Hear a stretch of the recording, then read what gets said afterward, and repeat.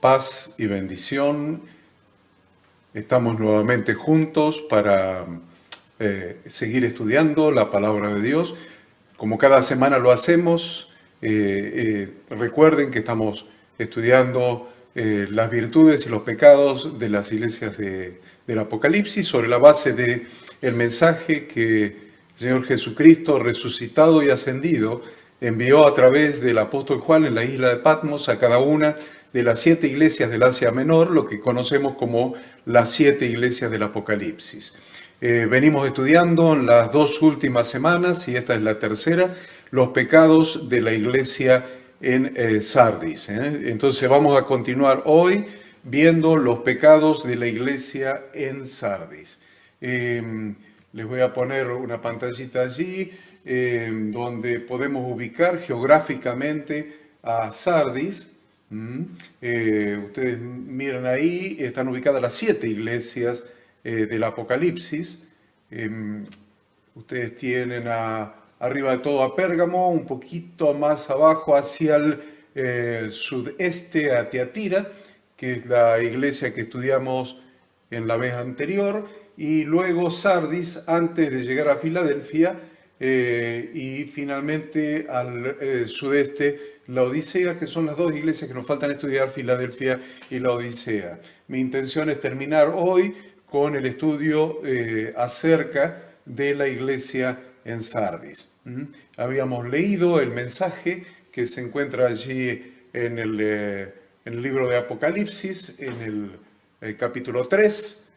Ustedes lo tienen allí en la pantalla, desde el versículo 1 hasta el versículo 6, y lo que habíamos resaltado con relación a la iglesia de Sardis, lo que estamos estudiando justamente, que son los pecados de la iglesia de Sardis que le atribuye el Señor Jesucristo, y es: yo conozco tus obras, que tienes nombre de que vives, pero estás muerto. Y B, decimos: no he hallado completas tus obras delante de mi Dios. Entonces, el primero es: yo conozco tus obras, que tienes nombre de que vives, pero estás muerto. Conozco tus obras, que tienes nombre de que vives, pero estás muerto. Eso es una sentencia muy grave, esta afirmación. Conozco tus obras. Está hablando de obras. Quiero que preste atención de que está hablando de obras. Conozco tus obras, que tienes nombre de que vives, pero estás muerto. Y después le dice: no he hallado completas tus obras delante de mi Dios. Está hablando Jesucristo: no he hallado completas tus obras delante de mi Dios. Bueno, este es el tema, y hoy vamos a terminar de estudiar estos 2 aspectos, estos 2 puntos que yo les estoy poniendo en pantalla. Hoy terminamos de estudiar estos 2 puntos, así que ya nos ponemos manos a la obra para seguir adelante y terminar con el tema. Los pecados que Jesucristo, entonces, resucitado y ascendido, diagnostica en esta iglesia, en la iglesia de Sardis, se hacen notorios desde el principio. Y como en cada iglesia que hemos analizado hasta ahora y las que vamos a seguir analizando, siempre se refieren a las obras. Siempre los pecados que están descritos están relacionados con las obras. Yo conozco tus obras, dice, ¿no? Que tienes nombre de que vives y estás muerto. No he hallado completa tus obras delante de mi Dios. Esto significa que desde el punto de vista espiritual, la iglesia de Sardis estaba muerta. Eso es algo que es un punto de partida para nosotros. Desde el punto de vista espiritual, la iglesia de Sardis estaba muerta. Y este diagnóstico surgía a partir de las obras que realizaba. En la iglesia actual, porque la idea es sacar estas enseñanzas para aplicarlos a nuestra iglesia de hoy día. En la iglesia actual se han negociado las obras por una falsa gracia. Porque todas las iglesias, el diagnóstico tiene que ver con las obras. Pero vemos que en la iglesia actual se han negociado las obras por una falsa gracia, que ignora desafiante el atributo de justicia de Dios. haga lo que quiera porque estamos en la gracia. Todo lo que usted haga va a ser perdonado. No importa lo que haga lo que quiera, viva como quiera, no importa ni siquiera que conozca las Escrituras, cuáles son las instrucciones de Dios para su vida, no importa, viva como quiera, porque estamos en la gracia y todo es admitido, todo es permitido. Y eso es un desafío a la justicia de Dios. Para poder negociar, entre comillas, para poder negociar las obras, para que el liderazgo haga que la gente de las iglesias negocie las obras, para que las iglesias en su conjunto hayan negociado las obras, es necesario hacer que la gente desconozca las instrucciones de Dios que llevan a la santidad. Porque si la gente conoce las instrucciones de Dios que llevan a la santidad, va a estar preocupada por la manera en que está viviendo, va a estar preocupada aún por las enseñanzas que se les imparten acerca de que de la mala interpretación que se hace de que el pecado abunda y sobreabunda la gracia, sacando de contexto totalmente ese texto bíblico, sacándolo de contexto. Usted mírelo, busque en su Biblia y póngalo en contexto y va a ver que la enseñanza saca totalmente de contexto a ese texto.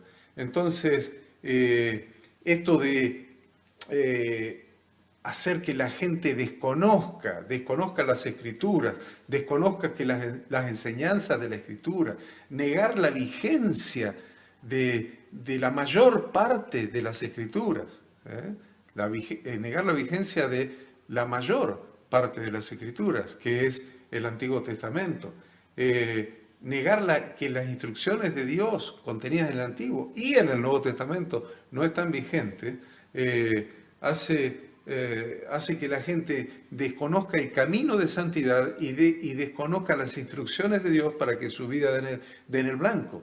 Y en esta época esto lo hacen los líderes con mucha facilidad, porque entretienen a la gente con otras cosas. No lo llevan a la palabra, no lo llevan a la Torá, no llevan a la gente a las instrucciones de Dios, no llevan a la gente a Cristo, a Jesucristo, que es la palabra de Dios hecha carne. No la llevan ahí, la llevan al entretenimiento. Tienen entretenida a la gente, tanto con la música como con el ritual que han armado, un ritual con emocionalismo, un ritual atribuyéndole al Santo Espíritu de Dios manifestaciones que no tienen nada que ver con el Santo Espíritu de Dios, porque ya hemos dicho que el Espíritu Santo actúa en el espíritu del ser humano y las emociones no tienen nada que ver con el espíritu del ser humano, sino que las emociones tienen que ver con el alma, donde están los pensamientos y las emociones. O sea que atribuirle al Espíritu Santo un emocionalismo es una blasfemia contra el Espíritu Santo. Entonces, entretienen a la gente con el ritual, entretienen a la gente con sus sermones exitistas, con sus sermones emocionales, inclusive inventando doctrinas extravagantes que llaman la atención de las personas, pero que tienen muy poco o nada que ver con las enseñanzas de las Sagradas Escrituras. Entonces, como ya sucedió en los primeros siglos de la Iglesia romana institucional, miren lo que estoy diciendo, como ya sucedió, porque por eso yo les digo siempre, es muy importante que ustedes compren libros de historia de la Iglesia, porque entonces van a ver que no hay nada nuevo bajo el sol, que lo que está sucediendo ahora ya sucedió. En los primeros siglos de la Iglesia romana institucional se comenzó declarando abolido el Antiguo Testamento, anulado el Antiguo Testamento. Después lo tuvieron que volver a reconocer, a reconocer nuevamente. Pero hubo un tiempo donde se declaró anulado, nulo, o abolido el Antiguo Testamento o Torá de Dios. Luego, como no se podían fundamentar determinadas doctrinas, entonces se proclama la vigencia nuevamente del Antiguo Testamento integrando las Sagradas Escrituras. Entonces, ¿qué se hace en la Iglesia Romana institucional? Se prohíbe a la gente estudiar las instrucciones de las Escrituras. Y lo mismo está sucediendo ahora. El Antiguo Testamento está abolido, se dice, y se promueve que las personas dejen de estudiar también las instrucciones de Dios del Nuevo Testamento, atribuyendo, igual que en la Iglesia romana, donde se abolió el Antiguo Testamento y se prohibió el estudio del Nuevo Testamento, porque se atribuyó a hombres especiales, iluminados por Dios, como personas exclusivas. Se les dio a esas personas la exclusividad de interpretar las Sagradas Escrituras. Ustedes saben, hasta el día de hoy es así. La única persona en la Iglesia romana autorizada a interpretar las Sagradas Escrituras está en el Vaticano. Entonces, eso mismo que se hizo en la Iglesia romana desde el principio es lo que se está trayendo a la Iglesia moderna a través de los pecados de la Iglesia de Sardis. El problema más preocupante es que los pastores, queridos pastores, líderes, servidores, el problema más preocupante es que nosotros, los pastores quienes son los encomendados a cuidar y alimentar la grey de Dios, ellos mismos terminan aceptando esas interpretaciones de falsos profetas y falsos apóstoles que se las brindan semi-digeridas con forma de fábulas extraordinarias. La palabra fábula es una palabra que usa la Biblia, búsquela en su concordancia. Entonces vienen estos apóstoles, estos iluminados, estos que interpretan y descubren una nueva revelación, y traen estas falsas doctrinas como forma de fábulas extraordinarias, como traen la escritura semi-digerida, injertando texto de acá, texto de allá, un pedacito de acá, todo sacado de contexto. Entonces arman fábulas extraordinarias. Estas doctrinas ellos le llaman sobrenaturales. Les gusta, les encanta la palabra sobrenatural. Mírenme en su escritura, googlee o ponga en su concordancia la palabra sobrenatural, a ver si la encuentran en las escrituras. Pero a ellos les encanta la palabra sobrenatural. Todo hoy día es sobrenatural. Principalmente los inventos de ellos son sobrenaturales. Y los miembros de las iglesias directamente reciben una enseñanza semisecular que manipula sus pensamientos y manipula sus emociones. Pero esa manipulación de pensamientos y emociones, o sea, del alma, no del espíritu, del alma, donde están los pensamientos y las emociones, esa manipulación es como la mentira, tiene patas cortas, dura poco, dura hasta que las personas salieron de la reunión todos emocionados, diciendo que el espíritu se movió y que no sé cuántas cosas y lo demás, le dura a algunos hasta que salieron a la vereda, otros hasta que llegaron a la casa, otros hasta el otro día, y no creo que a alguien le vaya a durar más que eso. A estas cosas las llaman una nueva revelación. ¿Ven? El apóstol, el profeta tal, viene, nos visita de tal país, de tal ciudad, de tal lugar, y trae una nueva revelación. Les aviso, queridos pastores, que no hay una nueva revelación. Toda la revelación está contenida en las Sagradas Escrituras, en el canon. El canon está cerrado con los 66 libros de su Biblia. La Biblia tiene 66 libros, el canon está cerrado y está toda la revelación de la palabra de Dios en la Biblia, en el canon. Algunos interpretan que la iglesia de Sardis era una iglesia que estaba absorta en la adquisición de riquezas. Yo les hablé hace 2 semanas de la posición geográfica ventajosa, que estaba protegida por todos los flancos excepto por el sur, de que era una ciudad próspera. Bueno, algunos analistas han llegado a argumentar que Sardis era una iglesia, la iglesia de Sardis, al igual que la ciudad, había tomado el modelo de la ciudad, era una iglesia que estaba absorta en la adquisición de riquezas, en la prosperidad, entregada a la mundanalidad y sin visión espiritual. En tales condiciones, nada de lo que hacía podía ser agradable a Dios. Nada de lo que hacía. En esas condiciones, nada de lo que una iglesia haga puede ser agradable a Dios, porque a Él no le agradan las mezclas. No le agradan las mezclas. Son las mismas mezclas de la iglesia de Sardis las que se han infiltrado en las iglesias de la actualidad. Las mismas mezclas. A Dios no le agradan las mezclas. Esto significa ensuciar las vestiduras de los santos. Estas mezclas significan ensuciar las vestiduras de los santos. Apocalipsis 19, 7 y 8. Apocalipsis 19, 7 y 8. A ver, déjeme buscarlo. Apocalipsis 19, 7 y 8 dice: gocémonos y alegrémonos y démosle gloria, porque han llegado las bodas del Cordero y su esposa se ha preparado. Y a ella se le ha concedido que se vista de lino fino, limpio y resplandeciente, porque el lino fino es las acciones justas de los santos. ¿Qué es la vestidura? ¿Qué es la vestidura que tiene que vestir a la iglesia?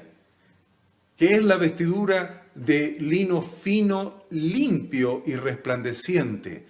Siempre tiene que ver con las obras, siempre tiene que ver con los frutos, porque el buen árbol se conoce por el fruto.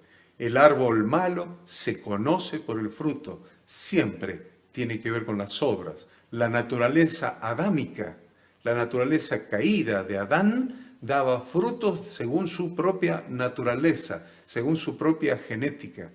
Pero Dios nos cambió la genética. El Espíritu Santo no vino para emocionar a nadie, sino para dar la ley de Dios en nuestra mente, escribirla en nuestro corazón, para cambiar nuestra naturaleza y cambiar el fruto de esa naturaleza, que son las obras.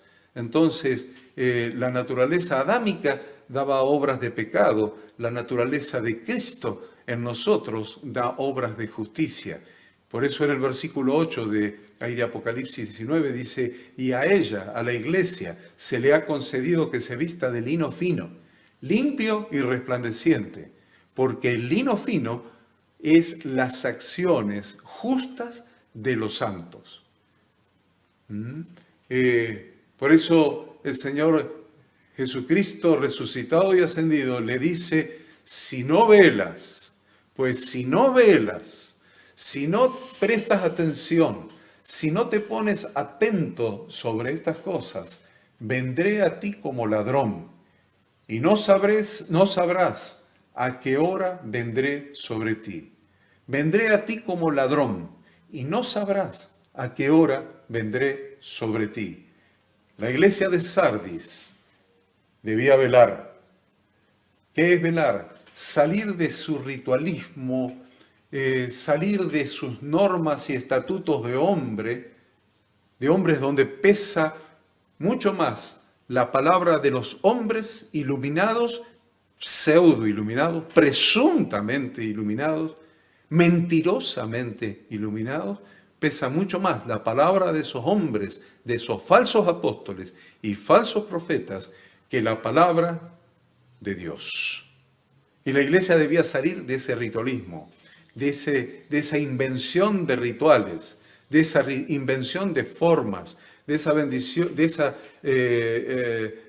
ese ritualismo que inventa cosas extrañas, bendiciones extrañas, acciones extrañas y cosas que no tienen nada que ver con las Sagradas Escrituras. Entonces eso es lo que pasaba con la iglesia de Sardis. El ritualismo, las normas y estatutos de hombres pesaban mucho más que la palabra de Dios. La palabra de los hombres pesando mucho más que la palabra de Dios. ¿Le parece parecido a lo que sucede hoy? Aquí se hace así porque de esta manera nos enseñaron. Aquí se hace así porque mi padre espiritual, mi apóstol, mi profeta, mi cobertura, así me enseñó, así fuimos enseñados y así se hace porque así nos enseñaron. Vale mucho más, pesa mucho más la palabra de los hombres que la palabra de Dios. Aún la iglesia moderna ha caído en las normas ritualistas de Sardis. Ha caído en las mismas normas ritualistas de Sardis. Están llenas de leyes y estatutos humanos que prevalecen hasta el día de hoy. Hay iglesias que dependen tanto de las organizaciones, de las federaciones, de los ministerios, de las denominaciones, de los apóstoles, de las coberturas, que pierden totalmente de vista las instrucciones de Dios contenidas en su palabra. Y en lugar de depender del poder de Dios, dependen de la palabra de los hombres. Y yo quiero decirles una cosa, queridos pastores, líderes, servidores. Quiero decir una cosa. Debemos entender que seremos juzgados por nuestras obras. Se lo voy a repetir. Debemos entender que seremos juzgados por nuestras obras, aquellas que hemos hecho a partir del momento en que nacimos de nuevo.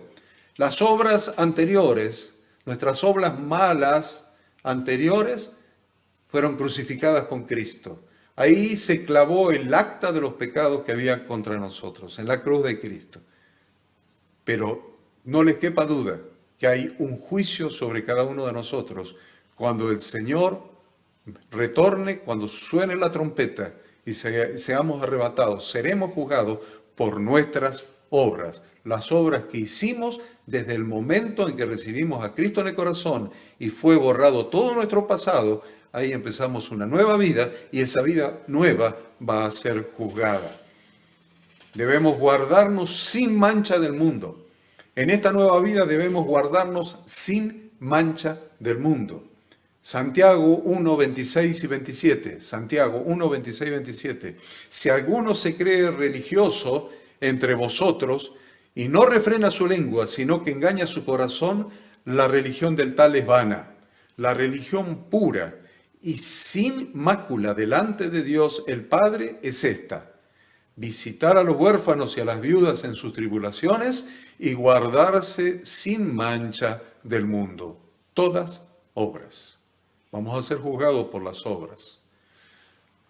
La prueba de que las obras a que se refiere Jesucristo en su mensaje a la iglesia de Sardis tiene directa relación con guardar las instrucciones de su Padre contenidas en su palabra, es lo que expresa el versículo 3. Las obras que se refiere Jesucristo tienen directa relación con guardar la Torá de Dios, la instrucción de Dios, contenida tanto en el Antiguo como en el Nuevo Testamento. Y eso lo podemos probar muy fácil. Veamos lo que expresa el versículo 3 en relación con su venida como ladrón, sin que la iglesia sepa a qué hora vendrá. Miren qué interesante. Expresa su venida como ladrón sin que la iglesia sepa a qué hora vendrá. La iglesia de Sardis estamos hablando, no estamos hablando de la iglesia en general. Dice Apocalipsis 3:3. Acuérdate pues de lo que has recibido y oído. Acuérdate pues de lo que has recibido y oído. Y guárdalo y arrepiéntete. Arrepiéntete, acuérdense, quiere decir teshuvá, un verdadero arrepentimiento bíblico. Vamos a enseñar esto, que es la verdadera fe bíblica y que es el verdadero arrepentimiento bíblico en el curso para pastores, líderes y servidores que vamos a empezar a dar ahora en 2 semanas más, el lunes 18. Acuérdense, el lunes 18 de marzo a las 19 horas vamos a empezar a transmitir ese curso. Bueno, y en una de las materias vamos a ver una lección que se refiere a qué es el verdadero arrepentimiento bíblico, que en hebreo es teshuvá, y qué es la verdadera fe bíblica, que en hebreo es emuná. Vamos a estudiar profundamente eso, porque hasta eso lo hemos entendido y enseñado mal. Hemos enseñado mal el arrepentimiento y hemos enseñado mal lo que es la verdadera fe bíblica. Pero vamos a escudriñar las Escrituras y vamos a enseñar esos dos conceptos conforme a lo que enseñan las Escrituras. Entonces acá está diciendo: acuérdate pues de lo que has recibido y oído y guárdalo y arrepiéntete. Haz un verdadero arrepentimiento bíblico, una verdadera teshuvá. Pues si no velas, vendré sobre ti como ladrón. Dice Jesucristo: vendré sobre ti como ladrón y no sabrás a qué hora vendré sobre ti. Decimos esto porque la Escritura revela claramente cuándo y para qué se producirá la segunda venida de Cristo. ¿Cuándo se producirá lo que denominamos el arrebatamiento. La Escritura lo revela muy claramente. Entonces, ¿cómo le dice a la iglesia de Sardis? Vendré a ti como ladrón, y no sabrás a qué hora vendré sobre ti. Si yo le pregunto a ustedes, queridos pastores, queridos servidores, queridos líderes, ¿usted sabe qué día y a qué hora va a venir el Señor? ¿A qué día y a qué hora va a ser el arrebatamiento? Si me dice que no, está como la iglesia de Sardis, porque la Escritura dice que nosotros debemos saber el día y la hora. Vamos a verlo. Eso está revelado en 1 Tesalonicenses, capítulo 5. Usted mira 1 Tesalonicenses, capítulo 5, y se va a dar cuenta de cosas muy importantes, del versículo 1 al 10. Pero acerca de los tiempos y de las ocasiones, no tenéis necesidad, hermanos, de que yo os escriba. ¿Acerca de qué cosa? De los tiempos y de las ocasiones. Está hablando del arrebatamiento, de cuando seamos arrebatados para recibir al Señor en las nubes. Bien, dice el versículo 2, porque vosotros sabéis perfectamente que el día del Señor vendrá así como ladrón en la noche. Así vendrá el día del Señor.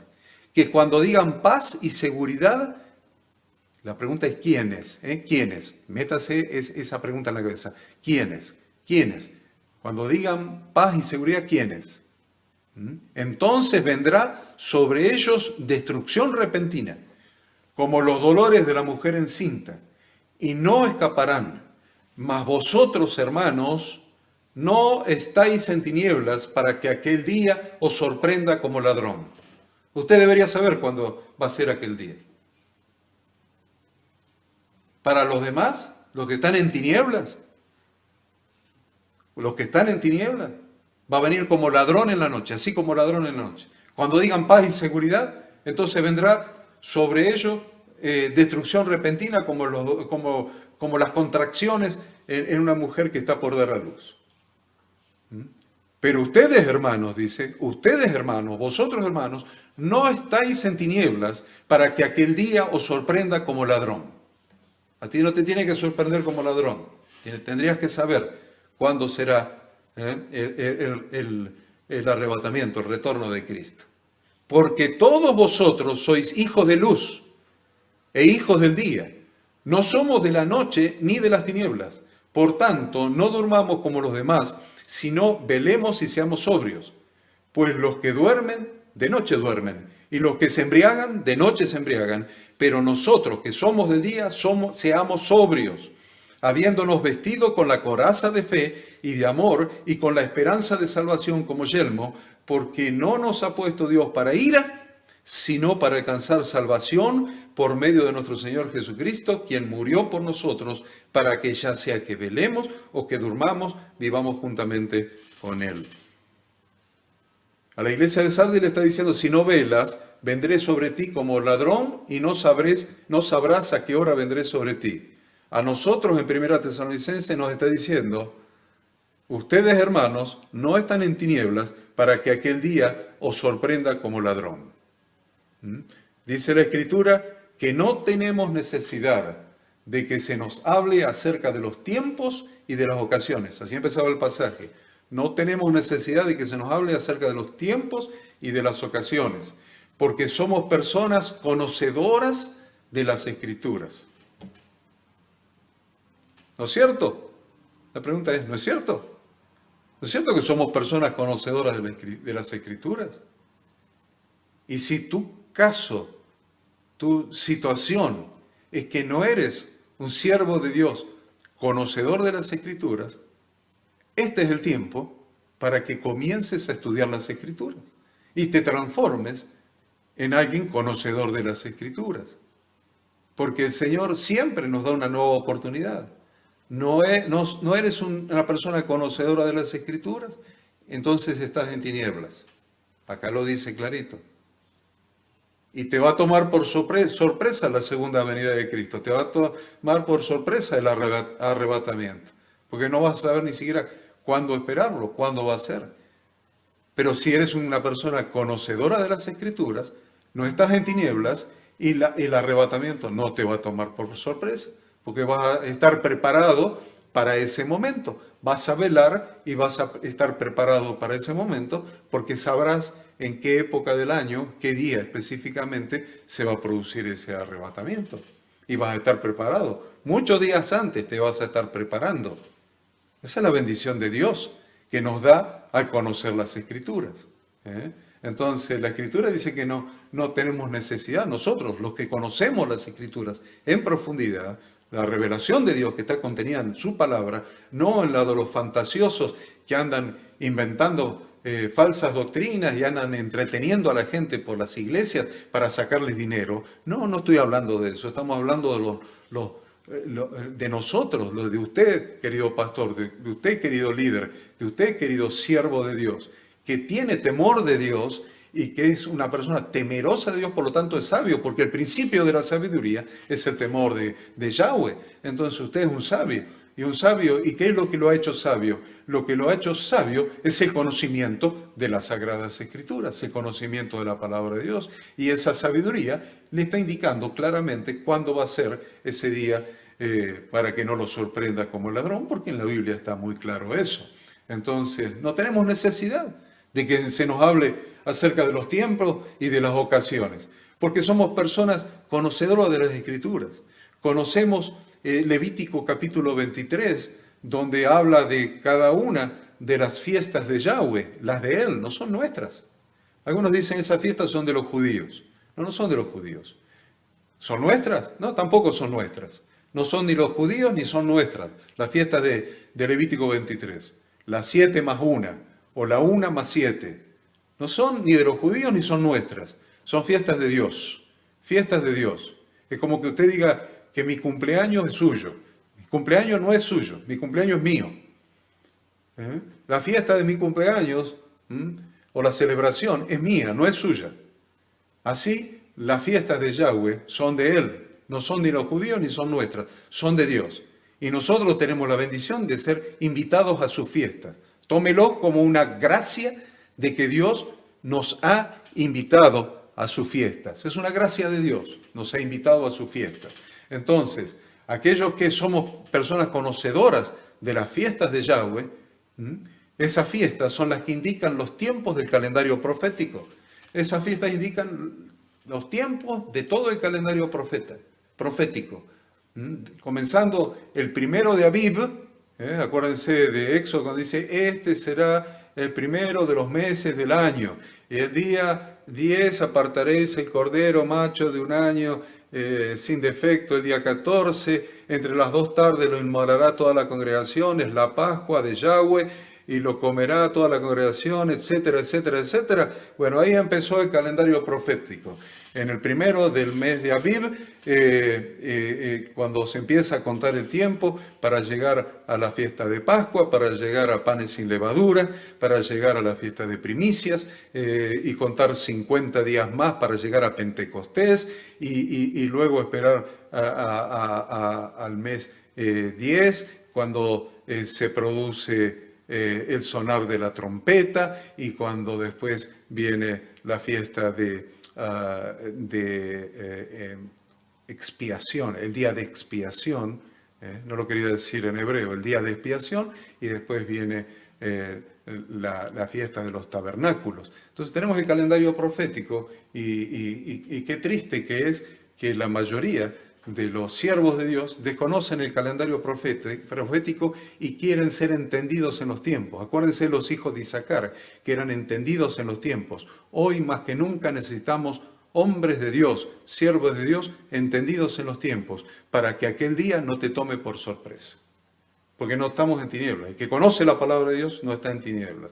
Él dice que la venida del Señor, la venida de nuestro Redentor vendrá como ladrón en la noche solamente para los que están en tinieblas.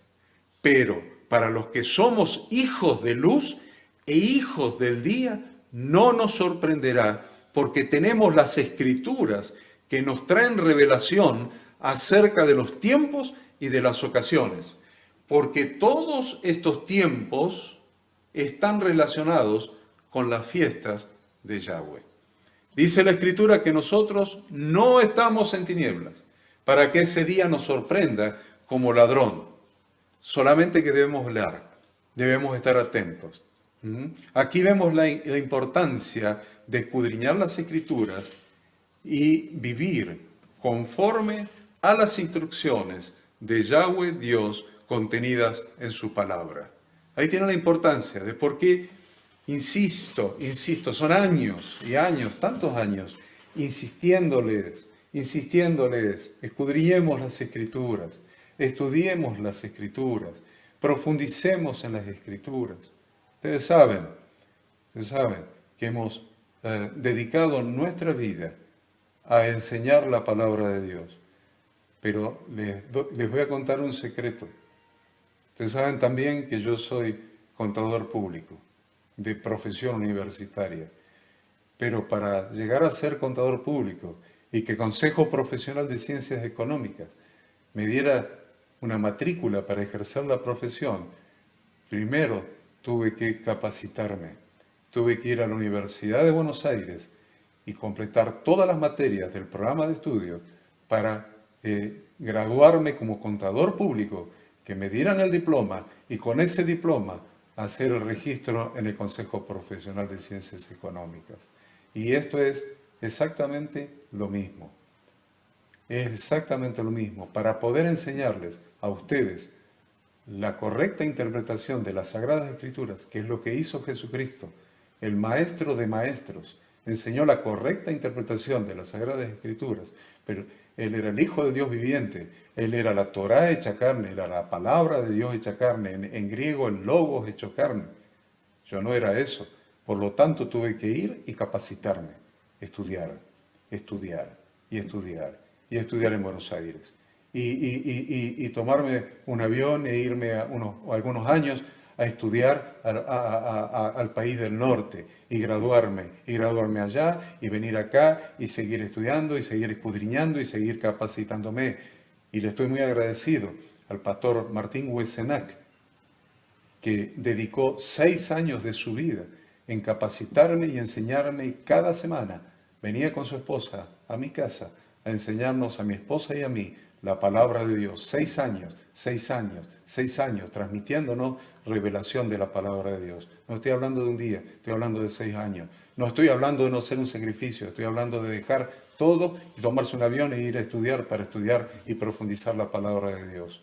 De eso estoy hablando. Ese es el tiempo que nos toca vivir. Nosotros no vamos a estar en tinieblas cuando conozcamos profundamente las Sagradas Escrituras. Usted, querido pastor, usted, querido líder, usted, querido servidor, usted, querido miembro de una iglesia, no va a estar en tinieblas cuando conozca profundamente la palabra de Dios, cuando conozca profundamente las enseñanzas, las instrucciones de Dios contenidas en las Escrituras. Y a eso nos hemos dedicado y eso es lo que estamos haciendo.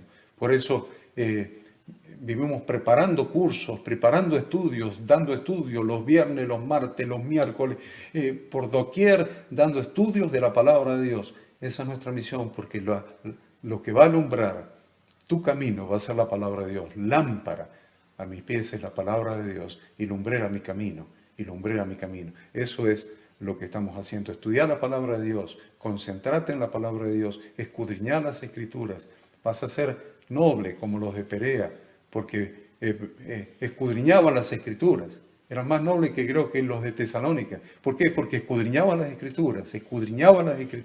Necesitamos estudiar, necesitamos comer, necesitamos agarrar el rollo y comer el rollo, como está en el Antiguo Testamento, comer el rollo, meternos en el rollo de la palabra de Dios, de las Escrituras, hacerlos carne en nuestra carne, meterlo en nuestra mente, hacerlo parte de nuestra mente, de nuestro corazón, de nuestro espíritu.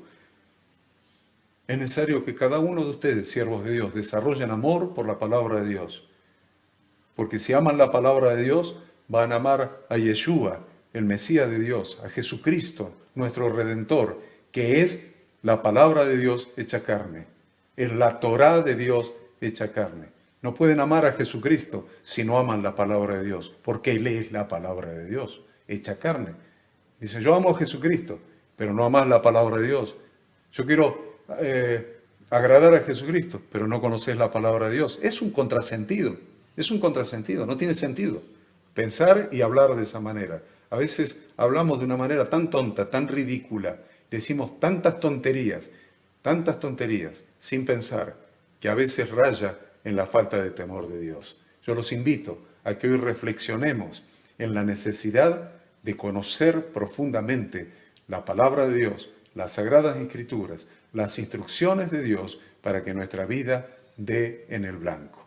Principalmente ustedes, que son siervos de Dios, principalmente ustedes que son pastores, que son líderes, que son servidores, principalmente ustedes, porque si ustedes no saben qué van a enseñar, yo tuve que ir a aprender para poder enseñar.